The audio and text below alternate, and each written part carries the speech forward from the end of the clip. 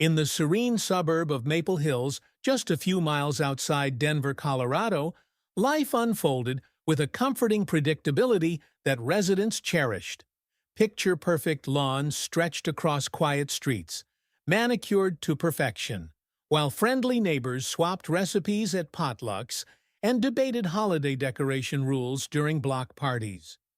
The biggest scandal typically involved someone forgetting to mow their grass, a minor infraction that might spark a polite note from the Homeowners Association, HOA. It was a place where folks felt safe, where a knock on the door usually meant a neighbor dropping off a casserole, not the start of a nightmare. But on one fateful summer afternoon, that illusion shattered. Two men, clad in crisp Navy uniforms and flashing badges labeled HOA enforcement, appeared at my doorstep with an air of authority that didn't quite fit. They called themselves Officer Bradley and Officer Kimball, their clipboards adorned with an official-looking Maple Hills logo. But something was off. I'd lived here long enough, over a decade, to know our HOA was just a small volunteer board, not some uniformed squad with arrest powers. Yet here they were, demanding to see my wife, Veronica, accusing her of violating some absurd neighborhood bylaw involving unauthorized surveillance equipment. Their tone was aggressive, their badges dubious, and their story flimsy. But before I could challenge them, they pushed past me. Veronica emerged from the kitchen, apron dusted with flour from baking a pie for old Mrs. Clark next door, only to face their ridiculous claims. What began as a deceptive intrusion quickly spiraled into chaos, pulling our peaceful cul-de-sac into a web of danger none of us saw coming. In Maple Hills, the ordinary had suddenly turned extraordinary, and not in a way anyone could have predicted.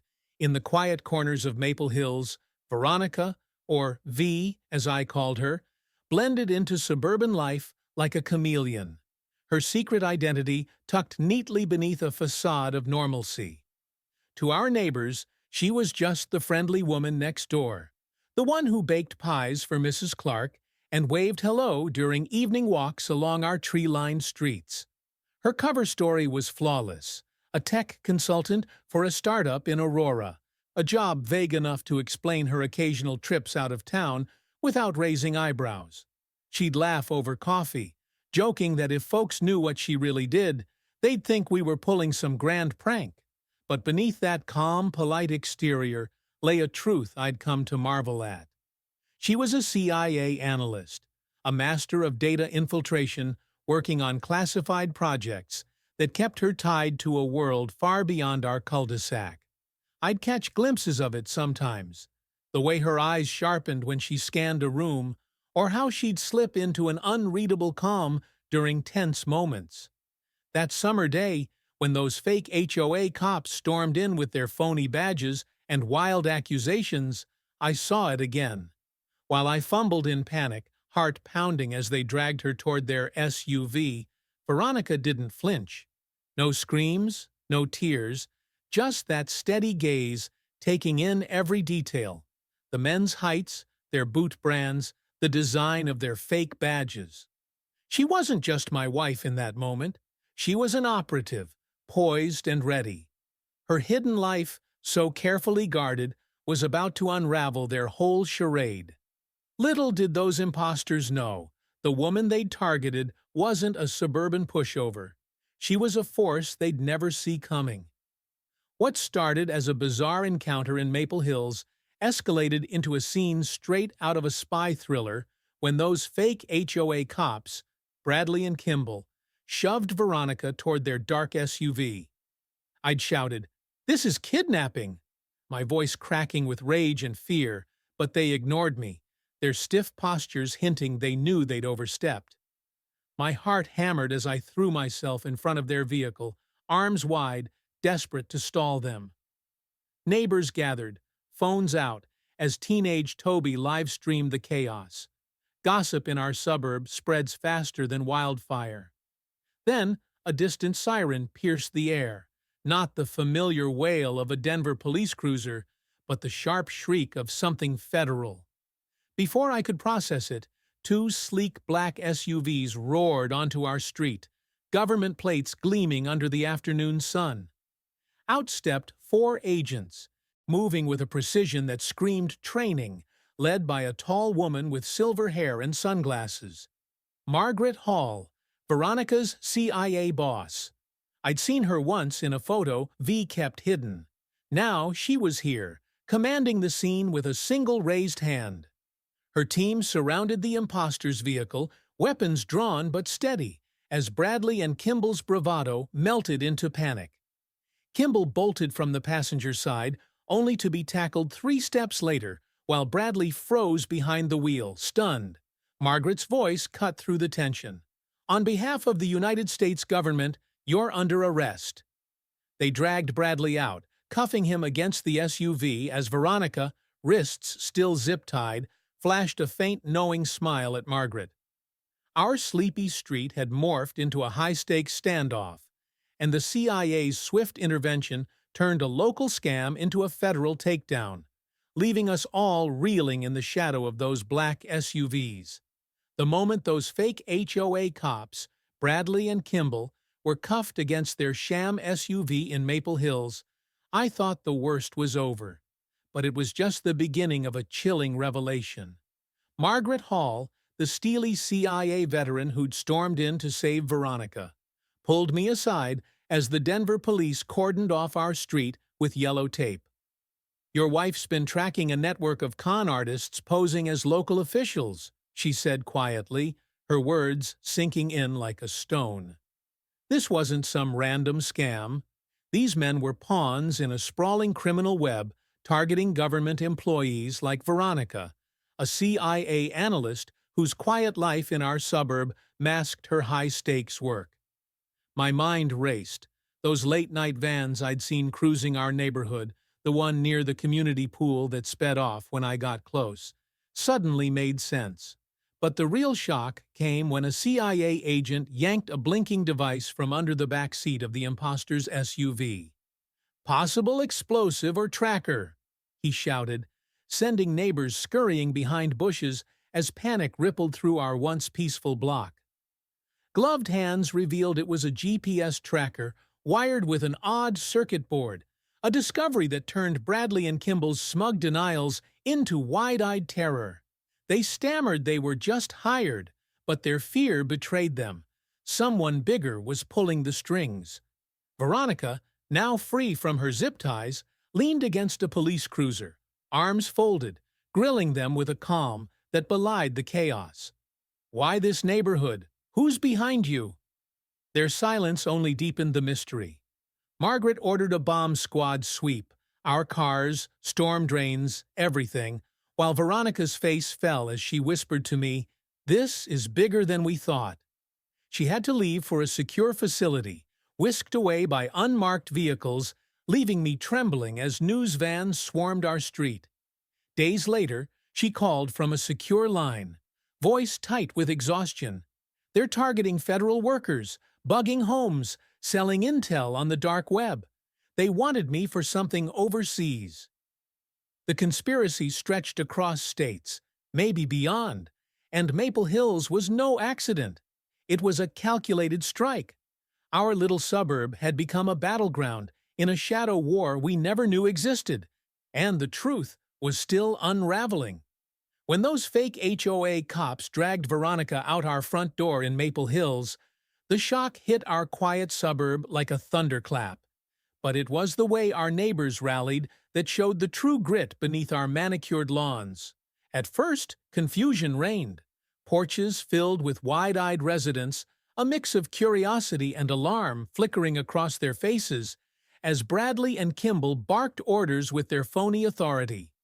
I saw old Mrs. Clark, hands trembling, clutching her phone to call the real police, her voice shaky but determined.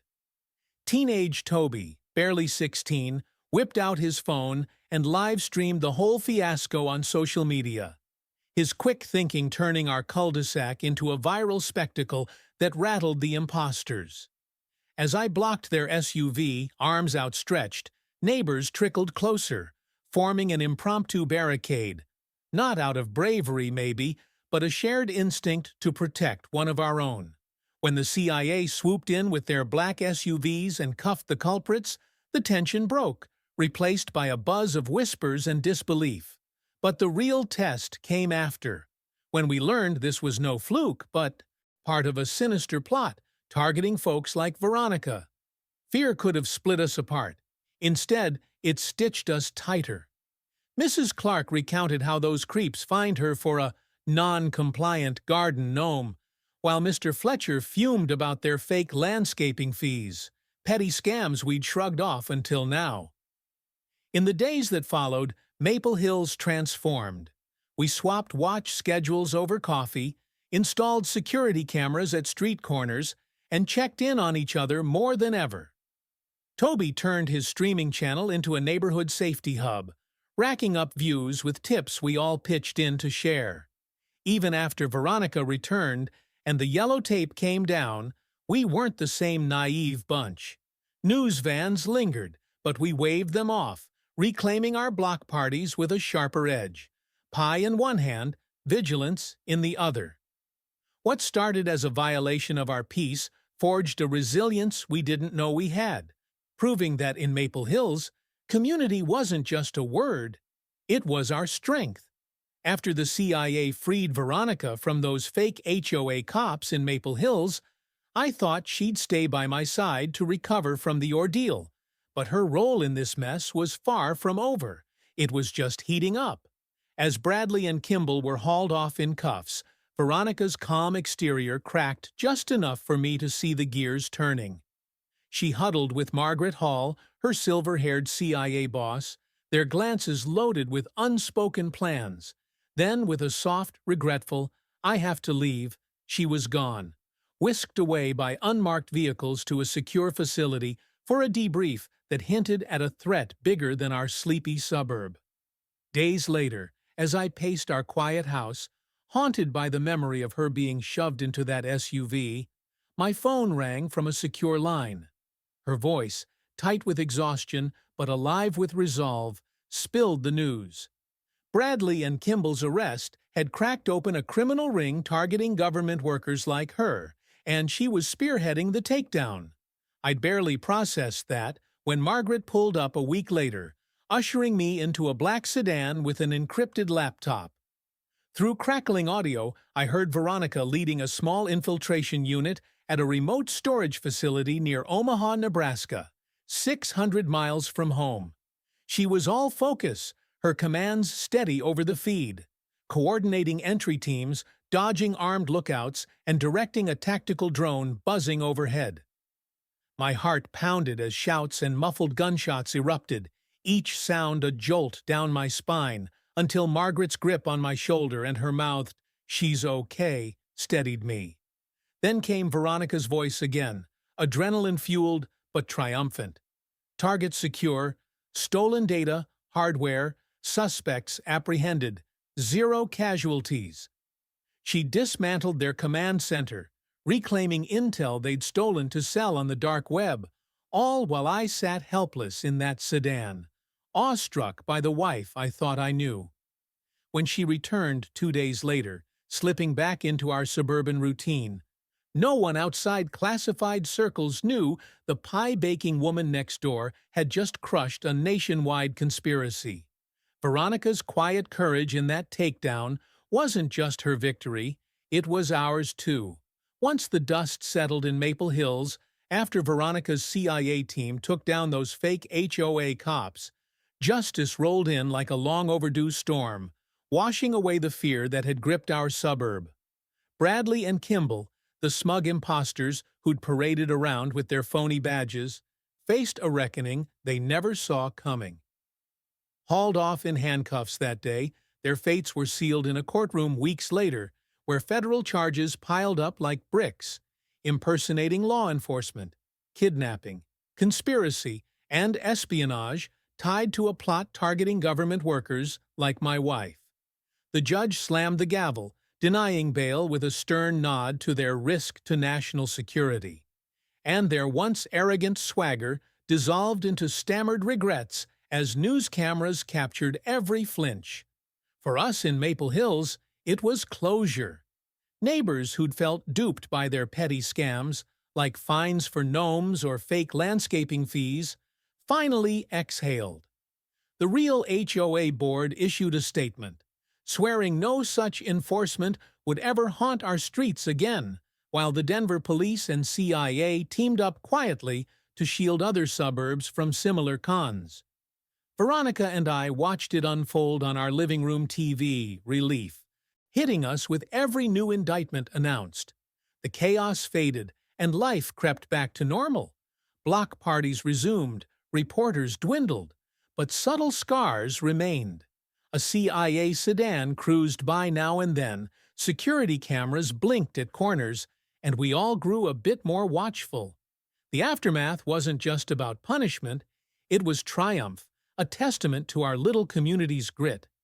Those fake badges, once symbols of their bold scam, now mocked their downfall, and Maple Hills stood taller for it. Proof that even the slickest frauds couldn't break us when justice had the final say. In the wake of that wild day in Maple Hills, when fake HOA cops turned our suburban calm into a CIA showdown, Veronica and I found ourselves reflecting on how danger can slip into the safest corners unnoticed. Over dinner one night, the TV muted after another news recap of Bradley and Kimball's downfall, we sat staring at the pie she'd baked, her cover, as the unassuming wife next door, now tinged with irony.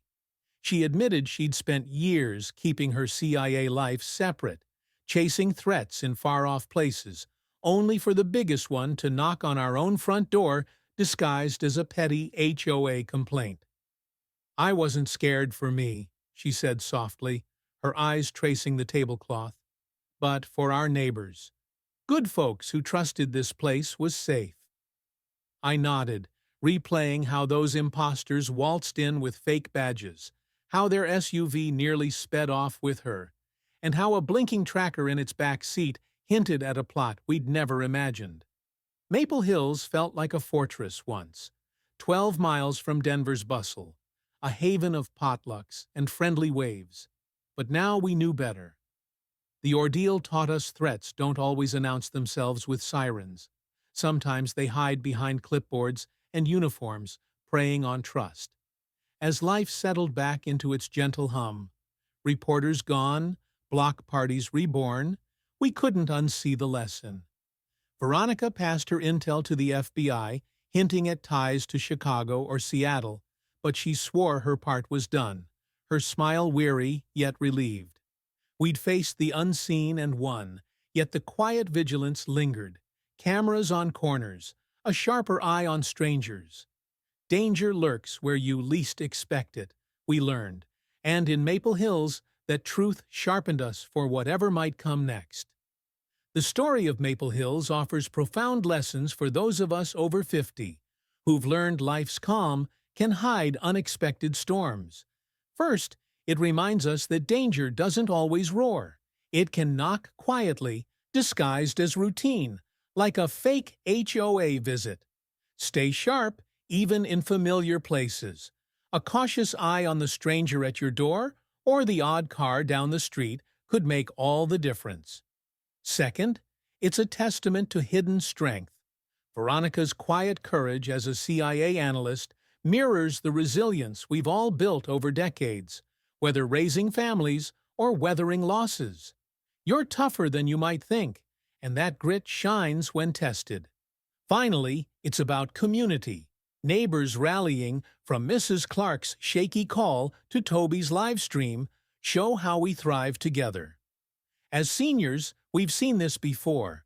A shared meal or a helping hand turns strangers into allies. So, keep your porch light on, chat over the fence, and trust your instincts. Life's taught us peace is precious, but fragile. Guard it with wisdom, lean on each other, and know that even at our age, we're still the backbone of any storm's aftermath.